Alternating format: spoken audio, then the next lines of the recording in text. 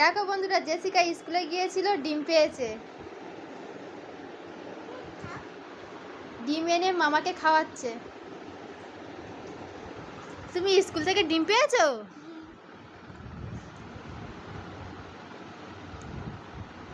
ডিম পেয়েছো?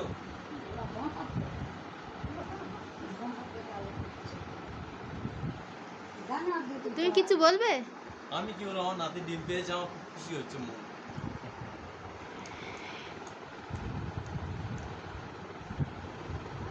খাও, খেয়ে নাও। জেসিকা ফের আবার কালকে স্কুলে যাবে? কাল হোলি ছুটি আছে। কালকে হোলি আছে? কাল ছুটি।